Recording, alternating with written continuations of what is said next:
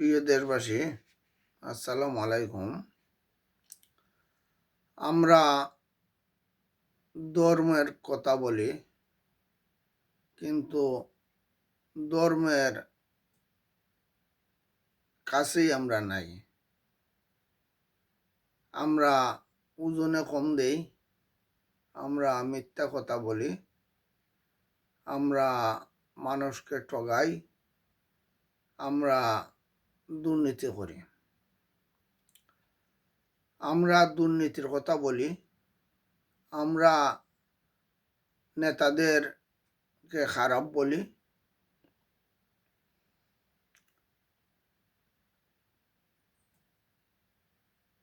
আমরা দেশের নেতাদের বিরুদ্ধে মামলা করি, অর্থ লুটপাটের মামলা হয়, হাজার হাজার কোটি টাকার দুর্নীতির মামলা হয় এবং অনেক নেতা দেশ ছেড়ে বিদেশে পলায়। মামলাগুলা কতটুক সত্য মিথ্যা একমাত্র প্রশাসনই জানে, আদালত জানে। দুর্নীতিবাজদের সাজাও হয়, খুনিদের জেল হয়, কিন্তু একটা সময় দেখা যায় এই বাংলাদেশে তারা বীরের বেশে মুক্তিও পায়। যেমন কার কথা আমরা বলবো? বিগত 17 বছর তারেক জিয়া 111 সরকারের আমলে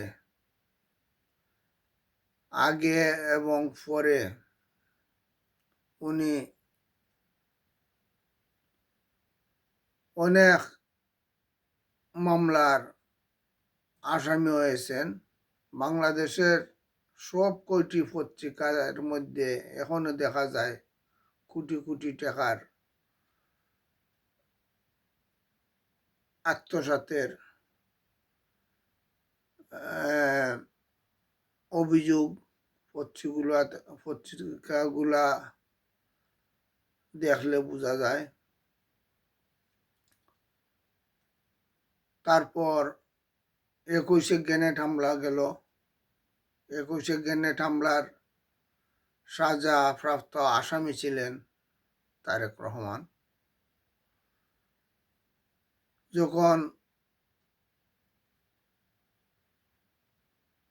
ছাত্র জনতার আন্দোলনে, জুলাইয়ের আন্দোলনে দেখা গেল হাসিনা সরকার দেশ ত্যাগ করল, তাহার সঙ্গে অনেক মন্ত্রী এমপি দেশ ত্যাগ করেছে। তাদের বিরুদ্ধে দুর্নীতির অভিযোগ বর্তমানে আছে।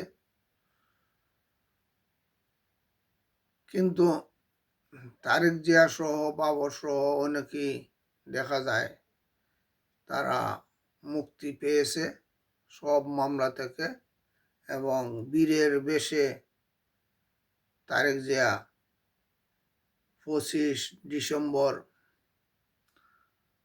2025 উনি বাংলাদেশে গেছেন। বাংলাদেশের লক্ষ লক্ষ জনতা তাকে স্বাগত জানাবে, তারা অপেক্ষায় আছে। এই হলো আমাদের বাংলাদেশ। হয়তো ভবিষ্যতে আমরা দেখব শেখ হাসিনা সহ আরো যাদের নামে বিভিন্ন অভিযোগ আছে, খুনের অভিযোগ আছে, দুর্নীতির অভিযোগ আছে, টাকা পাচারের অভিযোগ আছে, তারাও একদিন হয়তো পীরের বেশে দেশে প্রত্যাবর্তন করবে। আর মধ্যখানে কি হলো? সাধারণ জনগণ, রিক্সাওয়ালা, শ্রমিক, সাধারণ জনগণ, ছাত্র ছাত্রী কয়েক হাজার তারা প্রাণ দিল এবং আহত হলো এবং তার যে বেনিফিট হলো তারেক জিয়া সহ অসংখ্য নেতৃবৃন্দ এবং তাদের দল বিএনপি। আমরা এমন একটা দেশে আমরা বসবাস করি, আমরা নির্বাচনের আগে আমরা বলি যে অমুক ভালো তমুক খারাপ, আমরা বলি ঘুষখোর, আমরা বলি চালচুর, আমরা বলি টাকাচুর, আমরা বলি অনিয়ম করে, এদেরকে আমরা ভোট দিব না। কিন্তু শেষ পর্যন্ত যখন নির্বাচন ঘনিয়ে আসে তখন এই আমাদের দেশের দামাল ভোটাররা, সচেতন মানুষজন,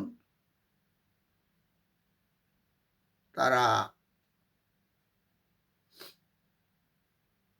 অনেক আবেগী হয়ে যায় এবং ঠিকই এই জনগণ আবার এই যাদের বিরুদ্ধে অভিযোগ ছিল তাদের দলে আবার এই ভোটাররাই তারা মিশে যায়, সমর্থন করে। আর মধ্যখানে কিছু নিরীহ লোক মারা যায়। এগুলো আমরা আমাদের বাংলাদেশের যে নিয়ম কালচার এবং আমরা আবার নিজেকে ধর্মের দোহাই দেই। আমরা ঠিকই রমজান আসলে সমস্ত জিনিসপত্রের দাম বাড়িয়ে দেই, কিন্তু আমরা আবার ধর্মের কথা বলি, রোজার কথা বলি। শীত আসলে দেখা যায় ধর্মের কথা বলে, অনেকে টাকা কামানোর ধান্দায় থাকে। সত্যি বলতে কি, আসলে আমরা কি সত্যর দ্বারে কাছে আছি? আমরা কি চাই ন্যায়, নীতি এবং আইনের শাসন প্রতিষ্ঠা হোক এই বাংলাদেশে? আমরা যারা সাধারণ জনগণ, বুদ্ধিজীবী, তারা বিভিন্ন বিষয় ব্যাখ্যা বিশ্লেষণ করে থাকেন, তারা কি সত্যি চান যে ইউরোপের মতো একটি সুন্দর গণতান্ত্রিক রাষ্ট্র গড়ে উঠুক এবং নেতার পরিবর্তন হোক? আমাদের দেশের জনগণ ঘুরে ফিরে এই পরিবারতন্ত্রের মধ্যেই ফিরে যায়, তারা ভুলে যায় এই দুর্নীতির কথা। ধন্যবাদ।